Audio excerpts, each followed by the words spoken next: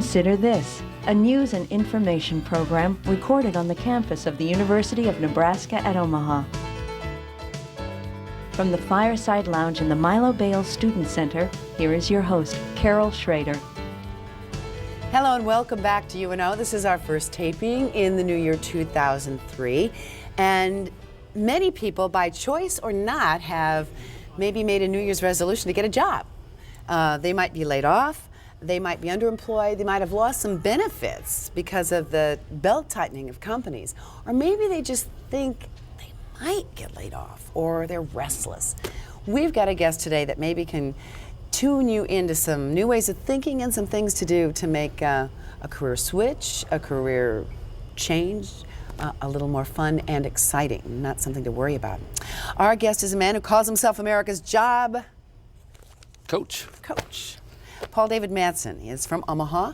He has been a headhunter. He considers himself a job coach. He's interviewed many people looking for jobs, both actively and passively, thousands actually. Over the years, Tens it's of been thousands. quite a few people, yes. We should mention that he's self-published in a book that can be bought on Amazon.com. It's called Laid Off and Loving It. And he is teaching a mini course, non-credit course at Metro Community College about that. And also, if you're like in my age range, 50 and above, I don't like to say older worker, the more mature worker, seasoned worker, who's concerned about age bias, which is valid. So now I'll let you talk. What is a job coach? A job coach, Carol, thank you for having me, is a person. What I do is I work with individuals to help them reach their best occupational outcomes. And the reason I say it that way, Carol, is because there are many people who are employed, but as you said, underemployed. And so they need to... nervously employed. Or restlessly employed. There's a lot of that out there right now, isn't there? Yeah, and for a lot of reasons. The thing that is amazing to me, in fact, I was just talking to one of our students that runs camera, who is wondering about how maybe the major she picked didn't fit. I said, don't feel bad. 3 to 4 career changes now in an average life. Not just job changes, not just place of employment changes. We're talking about career changes. Absolutely. There's and especially when we talked about the seasoned worker, the seasoned citizen. Not you, you're a spring chicken, but sometimes people in their 50s, in fact, have to make over their careers, and that's what our seminar. Or just represent or repackage. Well, and that's what. In other words, you've got all these talents, but how do you put them forward with a big bow on them? And in my book, I talk about the APTAC formula. In that, the A is the assessment. What is it you can do, and where are your skills? And the whole acronym continues on from there. But the second is the posturing, and people do sometimes need a job coach to help them posture themselves for a better presentation out there when they're competing with all these people for jobs. Okay, let's assume that since this show is aired across the state, where maybe in Omaha you could find a job coach like you or somebody else, or some services, maybe even your company had to lay off and is offering some services to help you find employment, that they don't have a job coach, or maybe they're not even mentally ready for a job coach. They just need to start rethinking.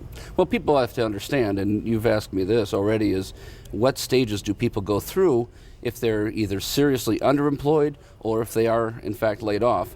And there are several, and there's lots of information on the internet and such about the denial. It's almost like a death in some cases. Well, it's a grieving process. People worked at a company for many, many years, and suddenly they're not there anymore. Been there, done that. Does that sound familiar to you? And that can happen. And those kind of long-term relationships, in fact, do cause a lot of stress for people's lives sometimes. Speaking of stress, I just happened to see something that ran in the World Herald, and it says unemployment, and this can be underemployment or just job-related, money-related kinds of things that deal with your job or unhappiness, cause problems in the marriage. They cause lack of communication because people tend to turn inward oftentimes rather than the opposite of what they should be. Anger.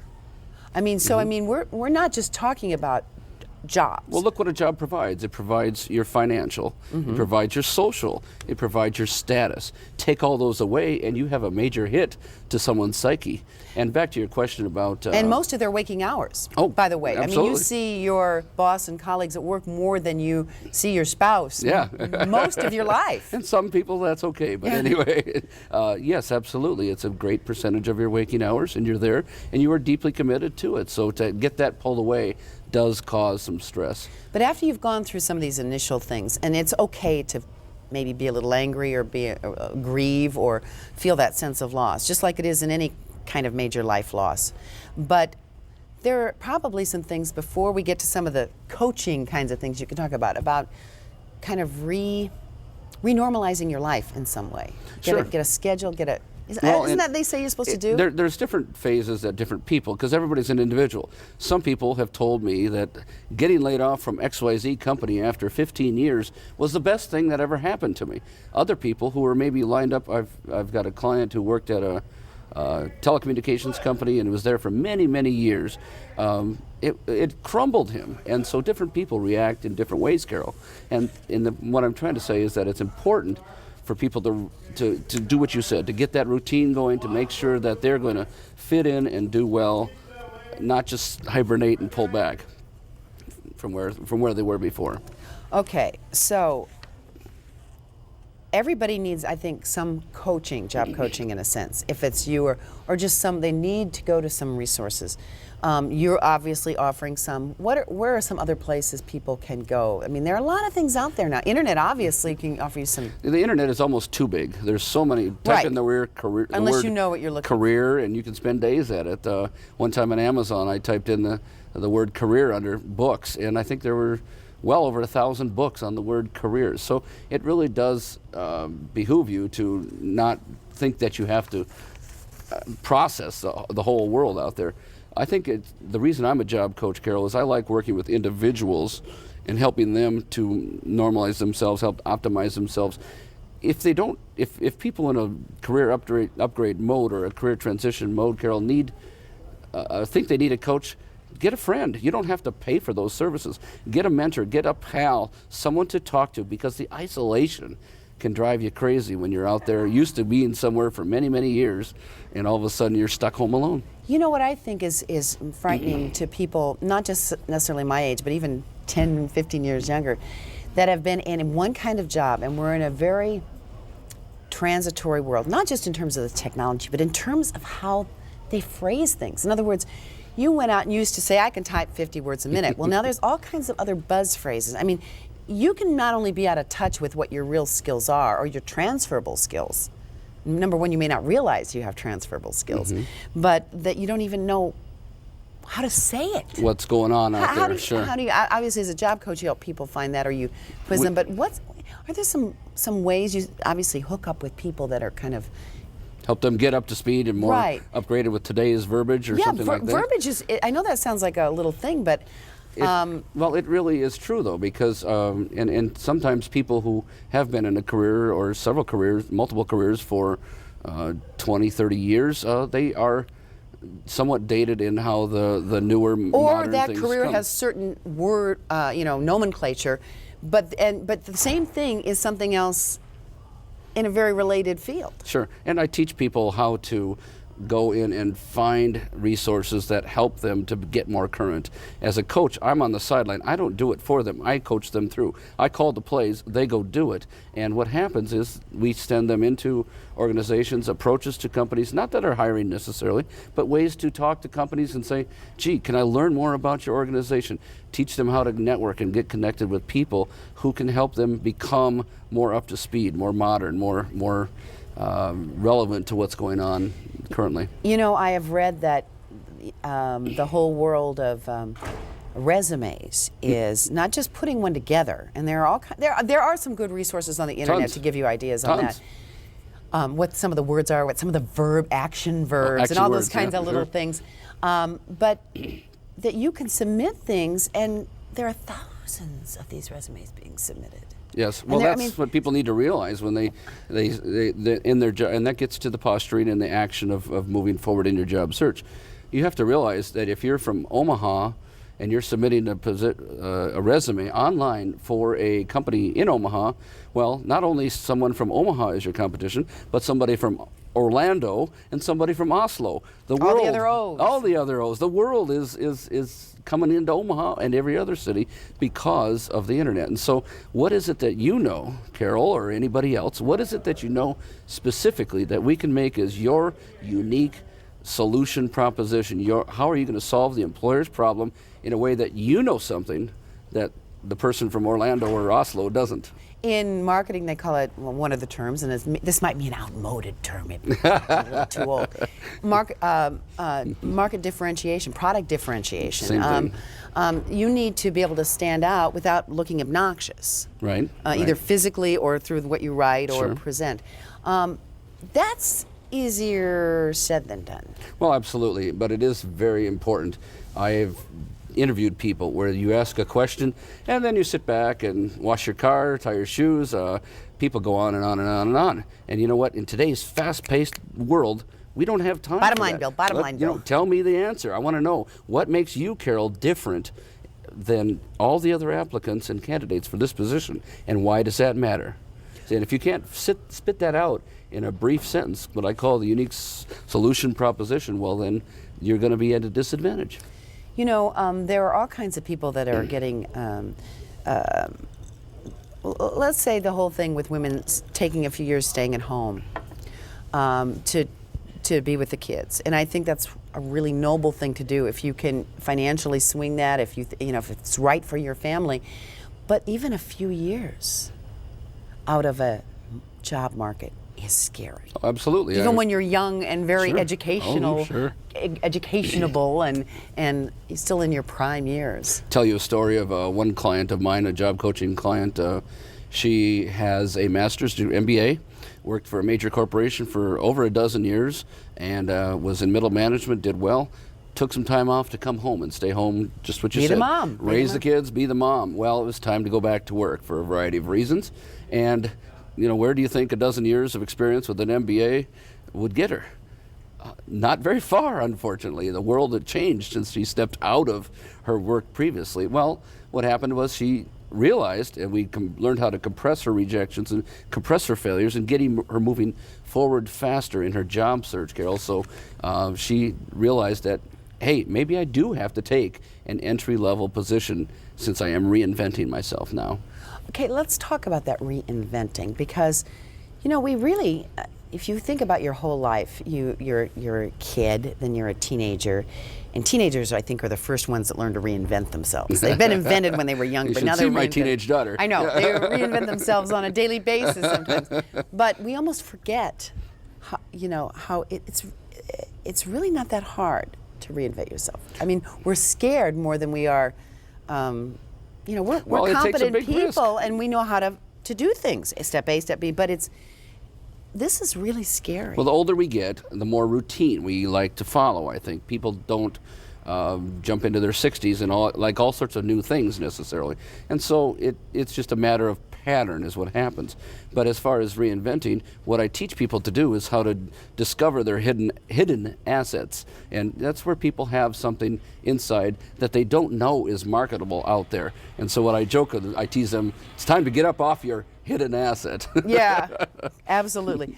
That's the trick, though, and everybody can't come see you. So what are some tips? Oh, I do have the internet, though. Okay, for self-discovering, and you do have americasjobcoach.com, which we're featuring at the bottom of your screen a couple times during the show. But you have to kind of reinvent the way you think. Well, that's the key. About things, and about how you think about skills, and assess what you did every day at that job. Mm-hmm. How many things you really did every day. Sure, and there's a variety of tools that I show clients on the internet.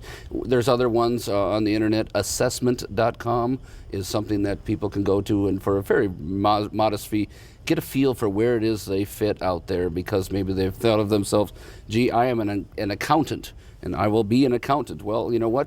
They were an accountant in a technology firm for 15 years, and you know what?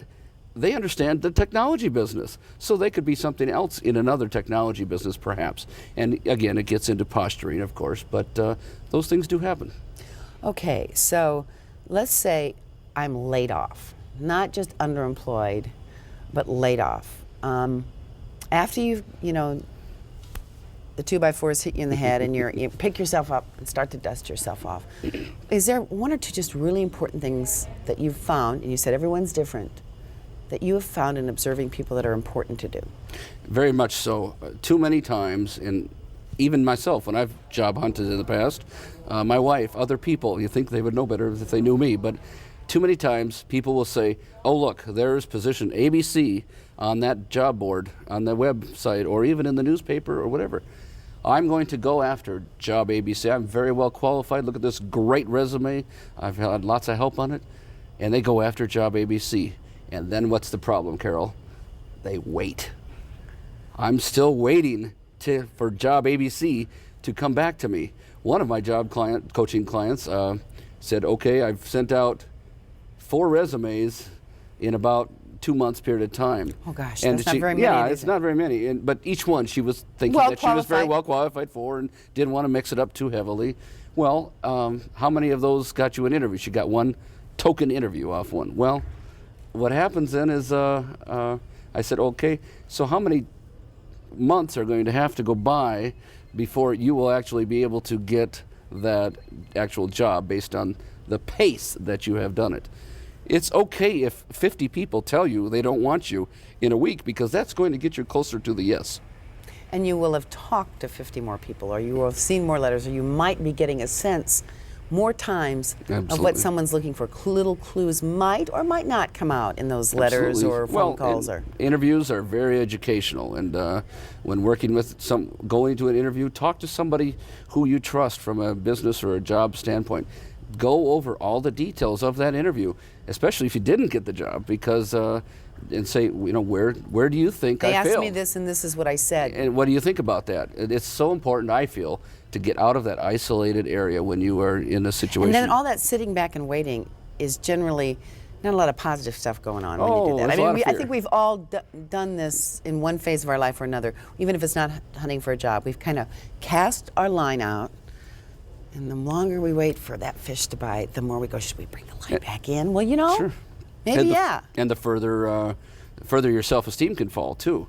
But what's important for people to remember, Carol, is just because I can't get a job as an accountant or whatever you choose, whatever your profession, doesn't mean that you are a bad person. It means that the market is not good for you as an accountant, or you're not marketing yourself correctly.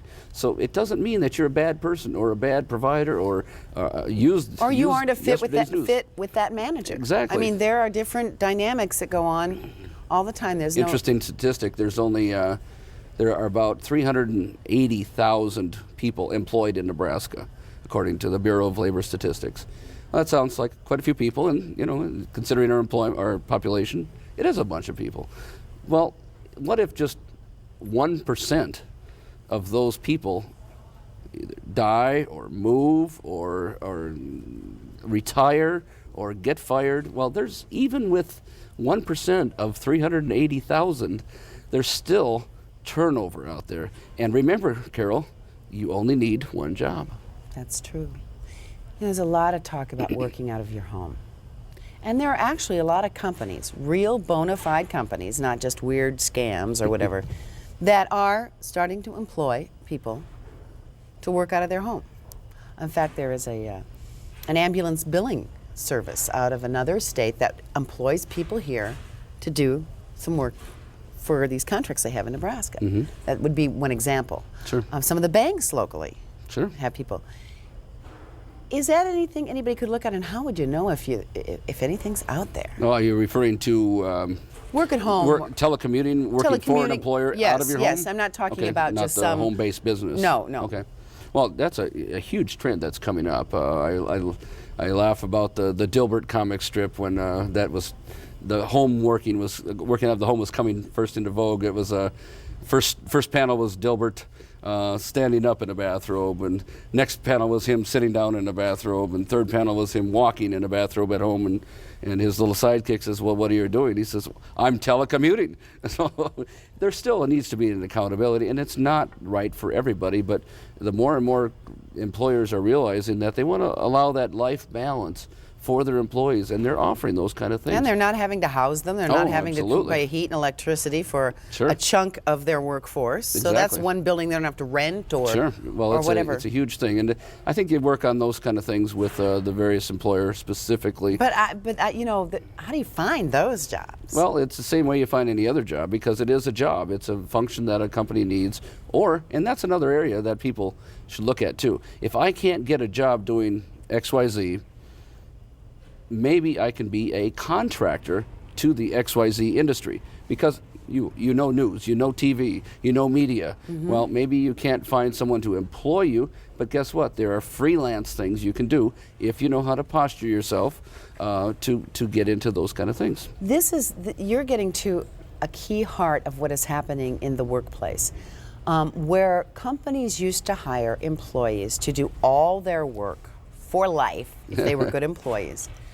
Now because of the cost of insurance and a lot of other variables, they are hiring, I wouldn't even, in my business we call it freelance, but I might call it contract employees. And that requires not just a change in how you market yourself, but a change in how you plan your finances and everything.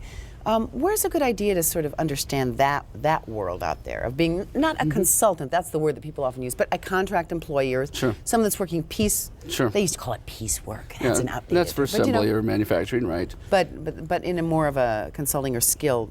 I'll sell you this skill for so much. Right. Well, have a business plan. Know what you're trying to accomplish.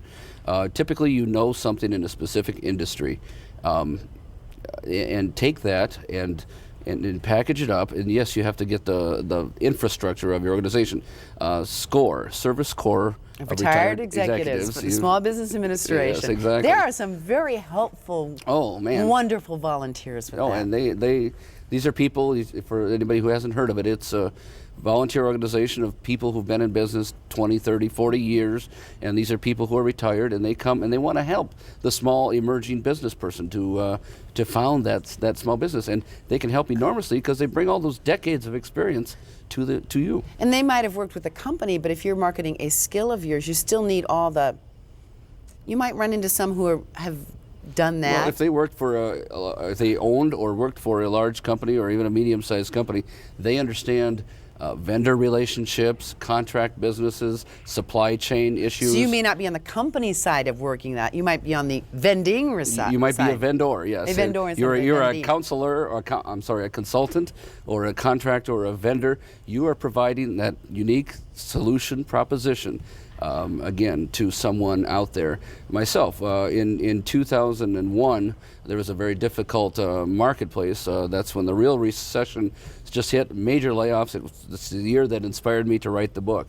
And what happened is there weren't too many companies out there wanting to pay a headhunter, an executive recruiter, big fees to find employees, because they're cutting back on employees. Yes, supply was up. And supply was up and demand was down. Basic economics. Exactly, supply and demand. Well, what happened to me was I had to reinvent myself somehow.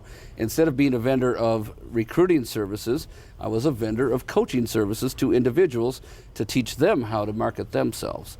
And so people need to look at what skills they already have and who needs those skills and how to, because a company doesn't want to hire a lot of headcount to their payroll sometimes, and add the benefits and payroll tax, all that kind of. You know, just the management issues alone. Well, a company doesn't always want to add that, but they do have work to do. So if you can find the right person and you have the right expertise. That's where networking comes in. Absolutely. You know, you go to the coffee shops around town in the morning when the business people are kind of passing through. You can even just listen. I don't mean snoop, but I mean staying in your house is the worst thing to do. Absolutely. Because what's happening in your community is all laid out there for you. You just have to put your little antennae in. And if you're unemployed, or if you're trying to start as an independent contractor or a vendor, go out to there's tons of free activities going on, free information. Check your, in the Omaha, the Midlands Business Journal, the World Herald under seminars. There's lots of things going on about those things. The Metro Tech, those things cost you. Go ahead. Continuing education classes. This just came to people's homes in the Omaha metro area. Right. And you've got two little seminars you're teaching. Yes. One is the laid off and loving it, and correct. the other is, what's the proper name for the seasoned worker The one? seasoned worker, yes. We use that very gingerly. career makeovers for the 50-somethings. And why did I pick 50-somethings? See, if I could do that, and then I could get on this TV show where they'll totally redo your body. I think that's the thing. But short of that, Will you bring me along? I but need short that of too. that, there are some practical things. Well, absolutely. And you need to get out and don't leave your, your friends alone. Go pick your, friends' brains and just to be very watchful of what's going into your mind. If you stay home and all of a sudden, I remember when I was laid off, I've been laid off 3 times, so I'm very qualified to write the book Laid Off and Loving It. When I first was laid off, I was watching a little bit more of CNN than I normally would. And what's on CNN? A lot of bad news. A lot of bad economic news during the day. I said, oh, this is cool. I can learn all about businesses. Well, guess what? Mostly bad news during the 2001, and right. And so be very careful. What time would have been better spent is to going to seminars, events, networking groups. The Chamber of Commerce, they'll in any city, they'll have events going on, usually free or low cost type of things. Get out there, ask questions, make a business card that says John Doe and your contact information. Doesn't even have to say a name of a business or anything, but just give that to everybody you talk to. They had, for instance, the Chamber had the Buy the Big O thing, which is something if you're thinking of buying.